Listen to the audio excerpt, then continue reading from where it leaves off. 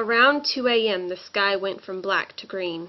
Several bright shooting stars lit up the sky, or at least I assume that's what they were. Some people pulled out their cameras and started recording. Vincent and I went outside to get a better view. "What do you think it is, Isaac?" he said. "Government experimentation." "You?" "Aliens." "You always say aliens." As if to validate a lifetime of conspiracy theories, his skin started to glow green. I screamed, a high-pitched, unmanly scream, as green goo poured from his eyes, nose, and mouth. He trembled, then violently jerked before collapsing on the floor. Vincent died, and then a few seconds later, I was back in our apartment playing Overwatch, and he was inviting me to Ryan Wint's birthday party again. You get desensitized to horrible things a lot faster than you think you would. The first time you scream in horror because you don't know anything about the time loop. You're witnessing the death of your friend, green glowy light radiating from their skin, green glowy goo seeping out of every orifice. And I do mean every orifice. Your friend's hellish screaming mingling with your own. The second time you panic because you think you only have one chance to save your friend from their fate. When they die, you feel like you failed them, until the moment when it all starts up again. The third time you're just confused and nervous, wondering if, yeah, it's happening again. The next few times are still hard to watch because green glowy deaths are not super fun to watch your loved ones go through.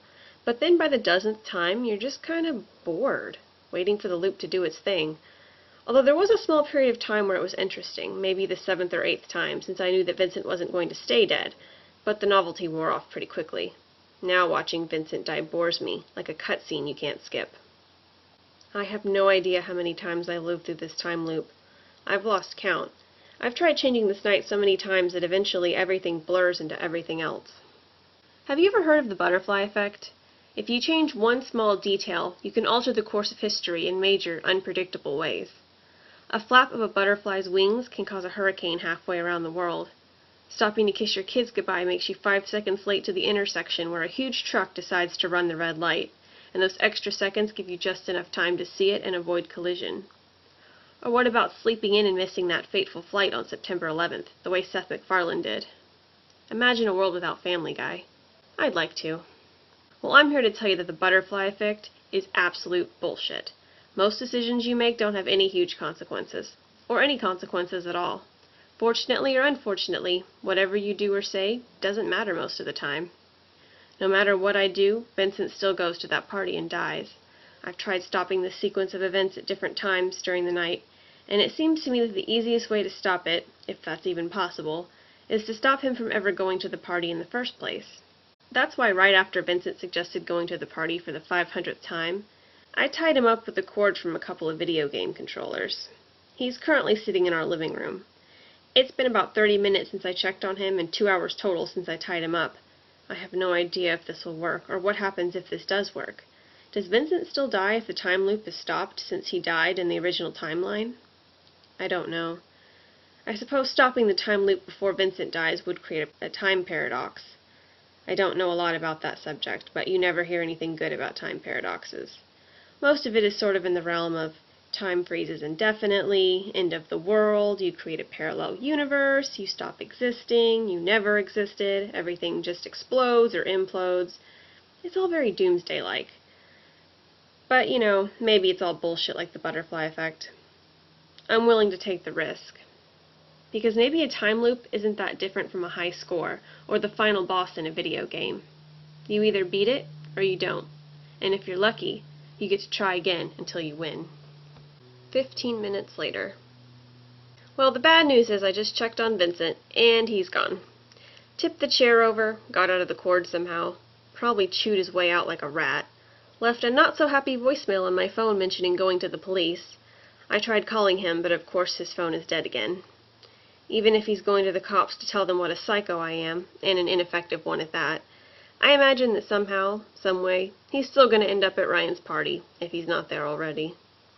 Maybe next time when I tie Vincent up, I'll sit and watch him the whole time. Maybe that'll finally make all this stop. I have my doubts, but what else can I do? I either keep fighting the time loop boss, or I give up. Spend the rest of my life doing whatever I want in 9-hour intervals, while Vincent goes to the fatal party over and over again. There is one way I could try to close the loop that I haven't tried yet. I call it the time loop loophole. If I can't keep Vincent from going to the party and becoming a part of the time loop, I could... Well, I don't want to think about what I could do instead, even though I have thought about it a lot lately. But it's not an option. What's the hurry, after all? It's not like I'm trapped. I can do whatever I want the last few hours of Vincent's life. Vincent is stuck doing the same thing over and over again, but he doesn't know that, so he doesn't mind. And it was a good day for him. At least until he dies. At least he's not stuck babysitting. And how is the day Vincent dies different from any other day for me? Vincent was right about me. I never do much but watch people do things on screens. I can still do that while knowing Vincent is off getting killed somewhere. So I'm not going to think about the thing that I can do to stop Vince before he reaches the time loop. The one thing that I think can stop it. Because maybe it's not the time loop that's inevitable. It's the other part. The part where he dies. Maybe some things are just meant to be, but that's not a theory that I want to test. So I don't know what happened, but the cops never showed up and the time loop started again. I only know that because the episode of Game of Thrones that I was rewatching stopped, and suddenly Overwatch was back and the controller was in my hands again. Side note, I really wish that I could see the finale of Game of Thrones. I bet everyone's gonna love it. That's one show where I just know the writers won't let me down. I've got 5 minutes until Vincent comes in here pestering me about Ryan's birthday. I need to try to stop him again, so I do all the things I did last time. I grab a frying pan, whack him in the head, tie him up with the controller cords, and then I get some ice for his head. He wakes up a few minutes later, and I remember why I left him alone last time. The king of all awkward conversations is coming up. The most dreaded, "Hey, man, why did you knock me out and tie me up?" conversation. "Hey, Isaac," he says, and thank goodness he's not slurring or showing signs of a brain bleed. I've got to find a better way to incapacitate him in the future, assuming this fails like all the other times. "What's going on, man?" I attacked him and left him vulnerable, and yet he hasn't cussed me out or threatened me. He really is a good guy. You won't believe me. And I did try to tell you why I'm doing this several times, but you've never listened to me before. "I'm listening now," he says with a smile that doesn't reach his eyes. I sigh. We're stuck in a time loop.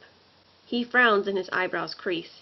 He tilts his head to the side as he asks, "In a metaphorical sense, or—" "No, in a literal sense.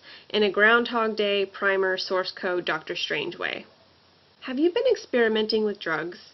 And this is why I didn't want to tell you. You accuse me of doing drugs every single time. It's insulting."